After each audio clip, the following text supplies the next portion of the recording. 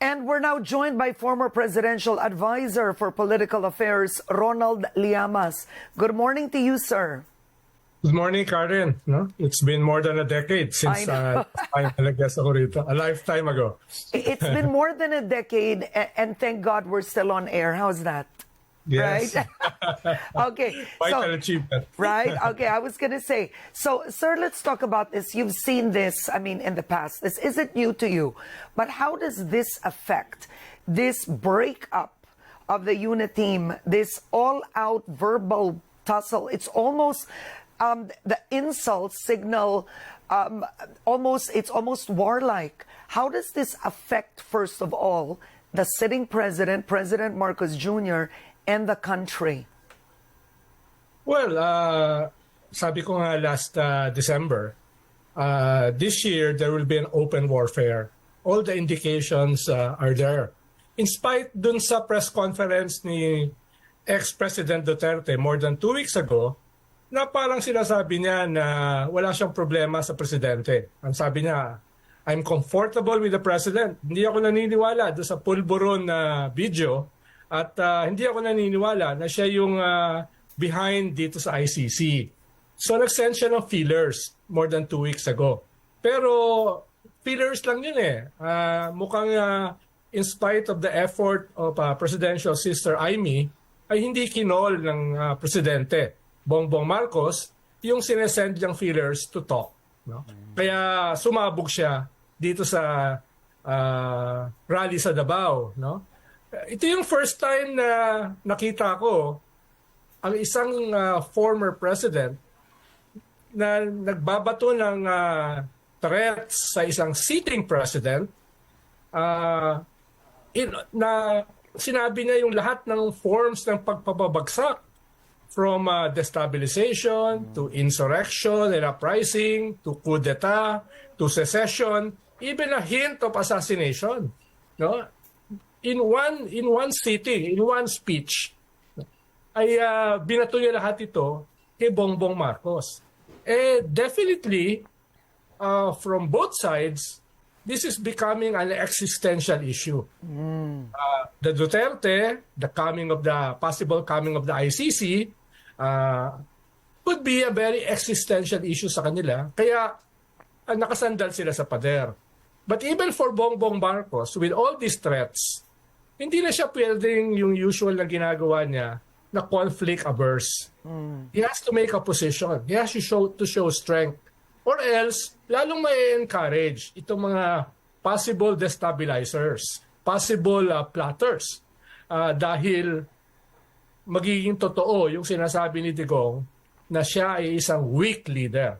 So, both sides, open warfare, both sides facing an existential issue, an existential confrontation. No? So, definitely, may impact ito sa bansa. Yeah. Usapan nyo kanina na charter change ay baka mas maliit kumpara dito sa battle na ito. All right. It's interesting that you said that it's an existential issue for both. So you see the Dutertes, they're now quite united. You have the former president, Sara Duterte, now in good terms with her father. The son, Baste Duterte, also speaking at that rally. Pantaleon Alvarez, Representative Pantaleon Alvarez, was at odds for years with former President Duterte, and even Sara Duterte has come out on Headstart and he said he's okay. He would rather go with Sara Duterte, who's a Mindanaoan. So the lines have been drawn. Are the Dutertes a real threat for President Marcos Jr. in terms of finishing his term, for example? Yes. Huwag natin kalimutan na popular pa yung mga Duterte. At kakatapos lang ng kanilang term, 1.5 years ago. At sila yung nagbigay ng napakaraming benepisyo sa military in terms of pension, in terms of salaries. So meron pa silang latent influence sa military. Kaya yung sinabi ni Chief of Staff General Browner last year na merong mga destabilization and even coup plots, tingin ko may basis. Pinatunayan nitong Davao Rally, nitong speech ni ex-President Duterte na itong mga threats na ito are very real. No? Are very real. Whether ito ay matutuloy is another thing. Definitely, mahihirapan sila sa impeachment dahil hindi nila hawak ng Congress. Baka mahirapan sila sa mutiny at saka coup d'etat dahil hindi nila hawak yung chain of command. At baka mahirapan din sila sa insurrection, uprising, people power dahil yung kanilang people ay nasa Davao, basically, at hindi dito sa NCR.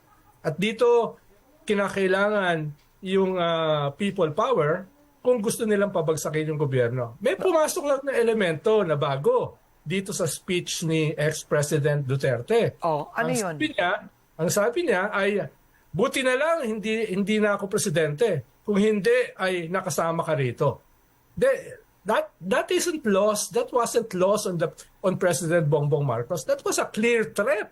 No? That was a clear threat. No? Ngayon lang nangyari na yung lahat ng threats na yan ay sinabi ng isang ex-president. Hindi pa ako nakakita ng ganyan. Oo. At hindi naman ako bago sa politika. Oo. Oo. Okay, pakiulit yun yung sinabi ni Pangulong Duterte, kasama ka dito. Anong ibig sabihin nun, yung kasama ka dito? Well, ang context kasi nung sinabi niya na yon ay yung kanyang tokhang, di ba? Yung kanyang anti-drug campaign. Na parang yung sinasabi niya, since yung presidente ay isang drug addict, no? Ay kung ako ay presidente, nakasama ka dito sa aking listahan. Sa dito tokhang. Oo, sa tokhang. No? Oo. Kaya hindi mo lang kinakailangan mag-read between the lines doon sa threat na yon. Oo. Sir, what does the president have to do? What isn't he doing too? How did he get here? Let's not forget President Marcos Jr. also won. He got a majority vote. I believe it's the largest number in any presidential election. I'm correct, right? My memory serves me right. Yes. So yes. for an extremely popular president, 31 million, it's right now on our notes, 31 million votes for President Marcos Jr. How did he get here? Why is he in a situation where a former president is threatening him? What is he doing wrong? What's making him vulnerable? Tama yung sabi mo, Karen, no? Historic ito eh. No? 61%, 31 million votes. No? Ngayon lang nangyari ito.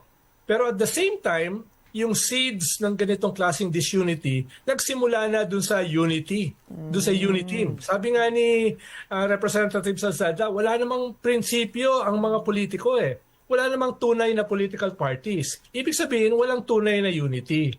When the unity team was formed, nung nanalo sila, ay walang substance yung unity eh. Diba? Sinasabi lang nila, unity, siguro yung pinaka-konkreto na, yung 20 pesos na bigas. Pero, no, walang platform, walang vision, walang principles. I'm not even sure kung merong friendship yung mga nagsama-sama. So, immediately after the election, nakita na natin, there were already indications of a split. There is already an indication na mga grumblings, even from the presidential sister, na nung first SONA, hindi pinansin yung kanyang mga proposals. At nakita natin na may dynamics between the presidential sister and the first lady. Ikalawa, even Sara Duterte, merong mga grumblings dahil mukhang ibang department, ibang portfolio yung gusto niya, not the Department of Education. Ikatlo, si Gloria Macapagal Arroyo na gustong maging speaker ay hindi naging speaker. No? Kahit tinawag siya ni President Bongbong Marcos as his secret weapon, alam niya it was meant to appease her. Pero yung talagang gusto niya ay hindi niya nakuha. Kaya nangyari yung pagtanggal sa kanya as a senior deputy speaker dahil may plot daw to oust the speaker, Martin Romualdez. So that early, 2022 pa lang, ay nakikita na natin itong mga dynamics na ito, itong mga divisions na ito, dahil yung mismong unity ay isang parang hot air. Walang substance, walang laman, kaya madaling sumabog. No? At ang defining moment dito ay yung tambaluslos. Sabi ko nga nun, this will define the politics, the realignments for the next few years. Dahil yun na yung worst na pwede mong sabihin sa isang tao. So that was very early. Nagulat din ako na masyadong maaga. But definitely, that defined itong succeeding 1 year na nakita natin, yung mga bakbakan, pagtanggal ng intelligence at saka confidential fund, yung pagtanggal kay Speaker kay Gloria Macapagal-Arroyo as Deputy Speaker, itong mga threats ni Duterte last year na urging the military to criticize and attack the government, at yung sinabi ni General Browner na may real threats, may destabilization at saka coup. At panghuli, the elephant in the room, the ICC. Yeah. ICC ang nag-create for the Duterte nitong existential issue. Their very existence was threatened. Lalo na yung testigo, si Las Cañas, ang binanggit, hindi lang si Digong, hindi lang si Bato, kung hindi mismo si Bongo at si Sara Duterte. Kaya nung binago ng gobyerno, ng DOJ, yung kanilang position early last year na hindi papapasukin ng ICC at ngayon ay papapasukin na nila, ay this wasn't lost on the Duterte. This wasn't lost on the Duterte. Kaya, Karen, ito ay hindi nagsimula kahapon. Hindi ito nagsimula nitong sa Davao Rally. Medyo even after the election, nagsimula na. Nakita mo na yung mga cracks. And even earlier, dahil nung December 2021, kung maaalala mo, tinawag na ni President Duterte si Bongbong as a weak leader, sinungaling, a liar, at saka an addict. Okay. Yeah. I want to ask you just a few questions moving forward because we don't have enough time, but I have to say it's very interesting to listen to you. Vice President Sara Duterte, at the end of the day, she is, other than being an elected official, she's a member of the President's cabinet.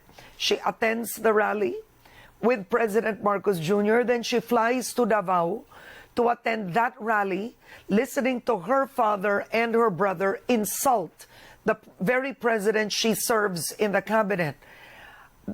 I have to say, I mean, many are asking, should she be removed by President Marcos Jr.?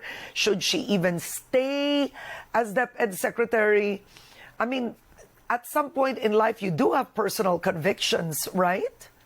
Yes. Well, untenable na yung kanyang position as a member of the official family.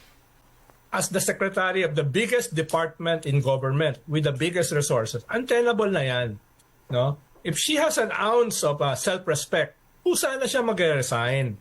Yung kanyang paliwanag na hindi naman niya kinausap yung kanyang brother, medyo almost nakakatawa.